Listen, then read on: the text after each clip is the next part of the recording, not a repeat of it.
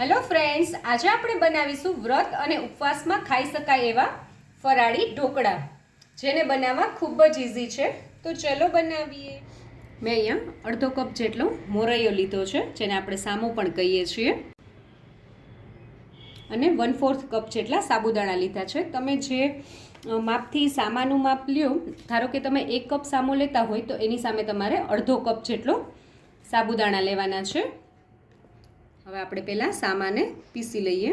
આપણે સામાને આવી રીતે સરસ પીસી લેવાનું છે મિક્સર જારમાં. તમે જોઈ શકો છો, ભાખરીના લોટ કરતાં થોડું આપણે ઝીણું દળવાનું છે, એકદમ કરકરું નહીં દળવાનું, અને એકદમ રોટલીના લોટ જેવું પણ ઝીણું નહીં દળી લેવાનું. અને હવે આપણે સાબુદાણાને ક્રશ કરી લઈએ. સાબુદાણાને પણ આપણે એ જ રીતે થોડું દરદરું જ પીસવાનું છે, એકદમ એની સ્મૂધ લોટ જેવું નથી કરી નાખવાનું. અને એને પણ આપણે સામાની સાથે મિક્સ કરી લઈએ. હવે મેં એક અહીંયા મીડિયમ નાની સાઇઝનું બટાકું લઈ લીધું છે, એની છાલ ઉતારી લીધી છે. હવે આપણે આને પણ ક્રશ કરી લઈશું નાના ટુકડા કરીને. અને આપણે ક્રશ કરતી વખતે આમાં થોડું પાણી બી એડ કરશું. મેં અહીંયા 1 થી 2 ચમચી જેટલું જ પાણી એડ કર્યું છે. અને હવે આપણે ક્રશ કરી લઈએ. હવે આપણું બટાકું સરસ રીતે ક્રશ થઈ ગયું છે. આપણે આને જે આપણે મિક્સર રેડી કર્યું છે એમાં આપણે એડ કરી દઈશું. હવે આપણે આને સામાની જોડે એડ કરી દીધું છે. અને હવે આપણે આમાં આથો લાવવા માટે મેં જે કપથી સામાનું માપ લીધું છે એ જ કપથી દહીંનું માપ લીધું છે, એટલે એટલું જ આપણે દહીં લેવાનું છે. એને બી આપણે આમાં એડ કરી દઈશું અને બધું સરસ રીતે મિક્સ કરી લઈશું.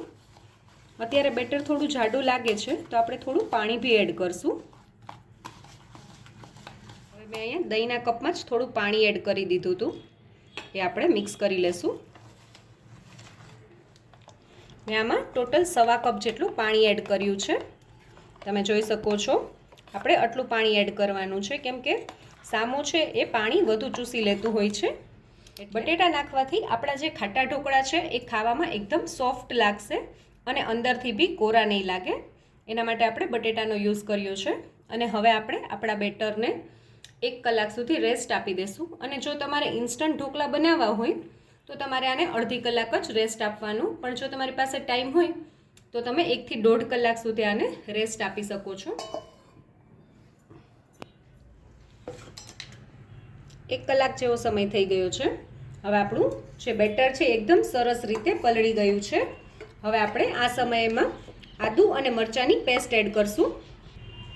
મેં અહીંયા 1 ટેબલ સ્પૂન જેટલા આદુ અને મરચાંની પેસ્ટ એડ કરી છે. હવે આપણે આમાં સ્વાદ અનુસાર મીઠું એડ કરશું. ફરાળી મીઠું આપણે એડ કરવાનું છે. અને હવે આપણે બધું સરસ રીતે હલાવી લેશું.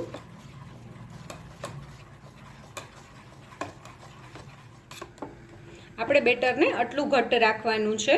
જો તમારાથી બાય ચાન્સ એવું થાય કે પાણી થોડુંક વધુ પડી ગયું હોય તો તમે થોડો સામાનો પાવડર કરીને અને થોડો સાબુદાણાનો પાવડર બંને મિક્સ કરીને આમાં એડ કરી શકો છો. હવે આપણે આમાં 1 ટીસ્પૂન જેટલો, એટલે કે જ્યાં એક નાનું પેકેટ આવે છે ઈનો, એ આપણે એડ કરી દઈશું. અને ઈનો નાખતી વખતે તમારે એ વાતનું ખાસ ધ્યાન રાખવાનું, ઈનાનું પેકેટ સીલ પેક જ હોવું જોઈએ. જો ખુલ્લું હશે તો તમારા ઢોકળાનું રિઝલ્ટ સારું નહીં આવે. હવે આપણે ઈનોને મિક્સ કરી દઈશું. તમે જોઈ શકો છો, આપણું બેટર એકદમ સરસ ફ્લફી થવા માંડ્યું છે. હવે આપણે એક પ્લેટને સરસ તેલથી ગ્રીસ કરી દઈશું. હવે આપણે જે બેટર રેડી કર્યું છે એ આમાં એડ કરી દઈશું. હવે આપણે આની ઉપર થોડા ઝીણી સમારીને કોથમીર એડ કરશું. અને જો તમે લાલ મરચું ફરાળમાં ખાતા હોય તો તમે એ બી એડ કરી શકો છો, અથવા જો તમે લાલ મરચું ના ખાતા હોય તો તમે મરીનો પાવડર બી એડ કરી શકો છો. હવે હું અત્યારે થોડું લાલ મરચું સ્પ્રિંકલ કરું છું. હવે મેં અહીંયા એક પેનમાં પાણીને ગરમ થવા માટે રાખી દીધું છે. અને હવે જે આપણે ઢોકળાની પ્લેટ રેડી કરી છે એ આમાં મૂકી દઈશું.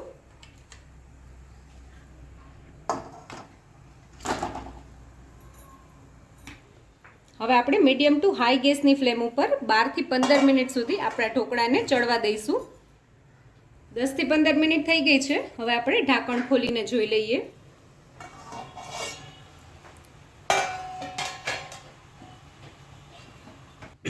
હવે આપણે ચપ્પુને અંદર નાખીને જોઈએ તો તમે જોઈ શકો છો સેજ પણ બેટર આપણું આમાં ચોટ્યું નથી. આપણા ઢોકળા સરસ રીતે સ્ટીમ થઈ ગયા છે. હવે આપણે આને કાઢી લઈએ. હવે આપણે પહેલાં ઢોકળામાં પીસ કરી લઈએ.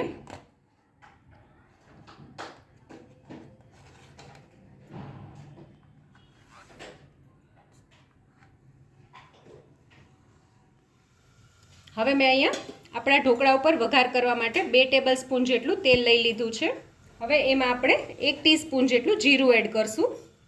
એની સાથે જ આપણે હાફ ટીસ્પૂન જેટલા તલ એડ કરશું. થોડા લીમડાના પાન એડ કરશું. એક મરચાંને મેં સમારીને એડ કર્યું છે. હવે આપણે વઘારને ઢોકળા ઉપર એડ કરી દઈએ.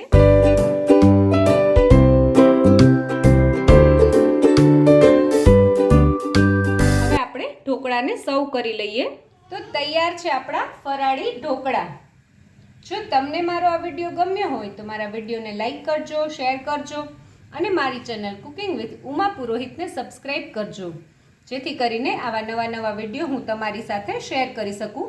અને આના સિવાય પણ મેં ઘણી ફરાળી ડીશ મૂકી છે મારી ચેનલ ઉપર, તો તમે એ જરૂરથી જોજો. હું એની લિંક તમને ડિસ્ક્રિપ્શન બોક્સમાં આપી દઈશ.